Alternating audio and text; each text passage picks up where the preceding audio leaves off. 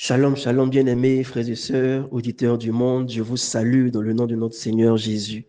Bienvenue au Pain quotidien, notre espace d'exhortation, d'édification et de partage de la parole de Dieu. Je suis pasteur Steve et c'est toujours pour moi une joie de vous retrouver pour partager une portion des Écritures. Amen. Cette semaine, nous parlons d'une promesse pour moi. C'est notre thème. Et aujourd'hui, le sous-thème qui nous rassemble, c'est une église puissante. Une église puissante. Et notre verset de référence se trouve dans le livre de Matthieu 16, verset 18. Je lis la parole de Dieu. Je bâtirai mon église et les portes du séjour des morts ne prévaudront pas contre elle. Que Dieu bénisse sa parole. Alors, c'est un verset que nous connaissons en majorité, que la plupart d'entre nous connaissent. C'est Jésus qui s'adresse ici à Pierre pour dire, si on remonte un peu plus haut, et moi, je te dis que tu es Pierre, et sur cette pierre, je bâtirai mon église, et que les portes du séjour des morts ne prévaudront point contre elle. Je te donnerai les clés du royaume des cieux. Ce que tu liras sur la terre sera lié dans les cieux, et ce que tu délieras sur la terre sera délié dans les cieux. Amen. Alors, si on veut comprendre le sens de ce verset-là, il faut peut-être commencer notre lecture au verset 13. C'est une histoire, et Jésus-Christ vient, il demande à ses disciples, qui dit-on que je suis ici? Moi, le Fils de l'homme. Et c'est Pierre qui répond, il dit, tu es Christ, le Fils de Dieu vivant. Alléluia. Et à cette réponse-là, Jésus, c'est là que Jésus a dit, et moi, je dis que tu es Pierre. Pierre, ici, dans ce premier cas, qui veut dire en grec Pétros, qui signifie caillou. Et sur cette pierre, dans ce deuxième sens, pierre ici signifie rocher. Alléluia. Et je bâtirai mon église. Mais c'est quoi l'église? C'est quoi l'église de Dieu? C'est quoi l'église dont Jésus parle ici? Et dans le texte que nous venons de lire, le mot église, en fait, euh, vient du mot grec ecclésia, qui veut dire ceux qui sont appelés hors d'eux, de quelque chose. Dans ce cas ici, il s'agit de ceux qui sont appelés hors du monde pour former en fait un peuple qui est mis à part pour le Seigneur. Amen. Donc, bien que Jésus emploie ici l'expression bâtir, bâtir l'église, il faut savoir que dans la Bible, quand on parle d'église, et ce n'est jamais en référence à un bâtiment, ce n'est pas un lieu de culte, ce n'est pas une chapelle. Alléluia. L'église est vraiment un groupe de personnes, une assemblée. Amen. Et de ce que Jésus dit ici, et dans ce passage-là, nous voulons souligner rapidement deux idées. Amen. Qui est le fondateur de l'église? Et puis ensuite, quel est le fondement de cette église-là? Alléluia. Qui est le fondateur de l'église? Alors, je vais utiliser cette petite phrase, je bâtirai mon église. Et nous pouvons rapidement dégager deux vérités. On apprend premièrement que quand Jésus dit je bâtirai mon église, l'église dont il parle ici n'existait pas encore. Donc on ne parle pas de bâtiment réellement, ni de lieu de culte. Alléluia. Il dit je bâtirai, c'est au futur. Et donc nous pouvons comprendre que cette église n'est pas encore là.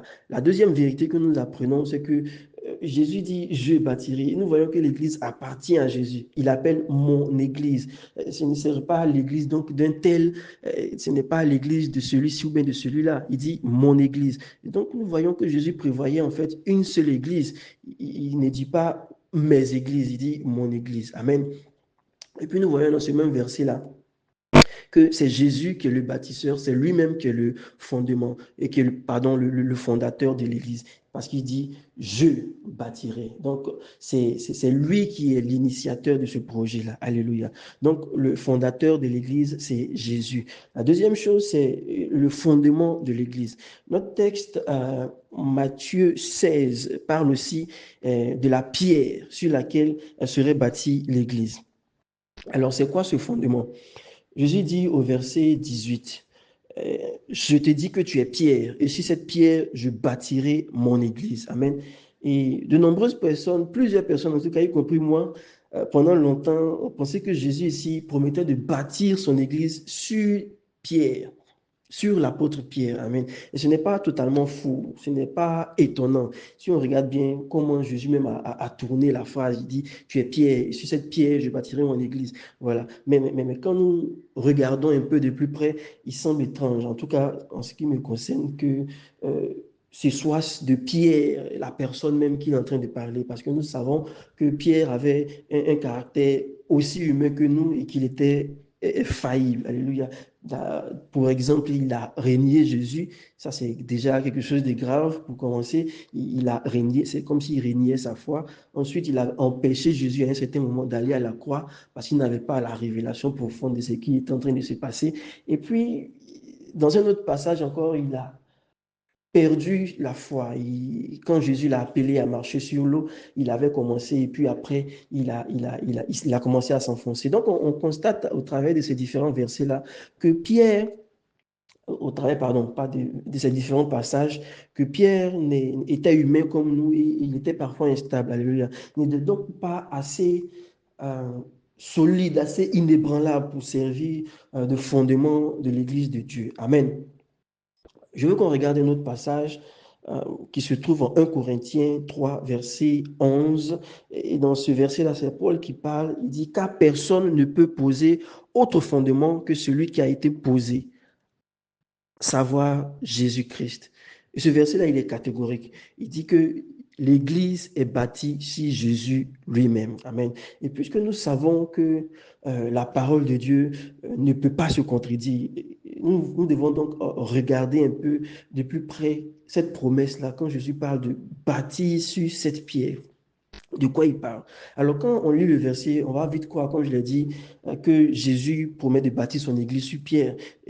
Mais ce n'est pas le cas, on a pu le comprendre. Quand Jésus dit, sur ce rocher, je bâtirai mon église, ce rocher dont il parle ici, c'est lui-même. Alléluia. Donc, Jésus est en train de dire à Pierre que lui, Christ, il était là pour établir son église, il était là pour la conduire, et il était là pour être toujours avec elle et que les portes du séjour des morts ne prévaudront pas contre elle. Alléluia. Et pour ces derniers cas-là, ça semble difficile de croire, alléluia, parce que c'est le contraire qui se passe, c'est le contraire que nous voyons, et il semble que le diable est en train de gagner du terrain, que le diable est en train de bâtir son royaume pendant que l'Église chancelle. L'œuvre de Jésus semble, on va dire, être à la traîne, loin derrière l'œuvre du diable qui est en train de grandir. Et Jésus, tout au long de l'histoire, on a l'impression que vraiment c'est Jésus qui est perdant et que c'est le diable qui est gagnant. On a fini par croire tous les mensonges du diable, en fait, plus attrayants que l'évangile, que l'appel à l'évangile. Alléluia. On voit ce qui se passe en Occident. L'Occident qui a été le lieu même de réforme de l'Église, où l'Église aujourd'hui est marginalisée, l'Église est presque morte. Amen. Et même les pays, quand nous regardons de plus près, les pays aux alentours de la Méditerranée, les pays où Jésus est né, alléluia, où l'Église est née, elles sont maintenant des terres d'accueil de l'islam, des terres d'accueil du judaïsme. Amen. Donc, c'est quoi cette promesse de notre Seigneur? Est-ce que nous sommes en train de croire à quelque chose qui n'est pas réel, à une promesse qui n'est pas réalisable? Alléluia. Le monde évangélique même il est entré dans la danse. Elle est en train de, il est en train, pardon, de changer radicalement son message dans le but de quoi? De le rendre plus attrayant. Et ça semble fonctionner pour le moment. Alléluia. Mais ce que je veux dire, c'est que nous ne devons pas laisser ce désespoir-là nous envahir quand nous regardons ce que nous voyons aujourd'hui. Amen. Et quand nous considérons, pardon, celui qui a prononcé ces paroles-là, c'est là que le désespoir même devait partir. C'est là que l'espoir devait arriver. Pourquoi? Parce que c'est le même qui a dit que la terre, que la lumière soit, pardon, et la lumière fut. Alléluia. Et c'est ce même-là qui dit qu'il va bâtir son église. Et s'il a dit les choses hier qui se sont réalisées, nous avons donc confiance. Nous devons avoir cette foi-là qu'il a dit qu'il bâtirait son église et que les portes du séjour des morts ne prévaudront point contre elle. C'est sûr aussi que ces choses-là vont arriver. Pourquoi? Parce que c'est lui qui bâtit son église. C'est le même qui, à partir de rien, a créé l'univers. C'est le même à partir de rien qui nous a créés. Amen. Donc, Jésus est le bâtisseur qui bâtit l'église. Et il bâtit l'église sur le fondement qui est le plus solide, qui est lui-même. Amen. Afin que ce bâtiment-là reste debout pour toujours. Alléluia. Pour finir, je veux noter qu'il est vraiment important aujourd'hui pour nous, surtout à notre époque, de ne pas oublier de quelle manière Jésus compte s'y prendre, en fait, pour bâtir son église là. Et moi, aussi fou que ça puisse paraître, ça c'est mon propre commentaire. Je pense que l'église est bâtie aujourd'hui par la sémence de l'évangile. Amen. L'église est construite par la prédication. Alléluia. Donc, Jésus a promis de bâtir son église et il en est lui-même le fondateur. Il est la fondation. C'est lui qui est le seul chef. Alléluia. Et tout repose sur lui. Donc, l'église est puissante quand elle a pour bâtisseur, quand elle a pour fondement, quand elle a pour fondation le Seigneur Jésus lui-même. Et cette église-là, elle est enrichie, elle est solidifiée encore davantage quand elle est conduite par la parole du Seigneur et le respect de ses commandements. Au nom de Jésus. Merci et que Dieu vous bénisse, que Dieu bénisse sa parole, que Dieu bénisse votre journée, que le nom du Seigneur soit béni au nom de Jésus. Amen.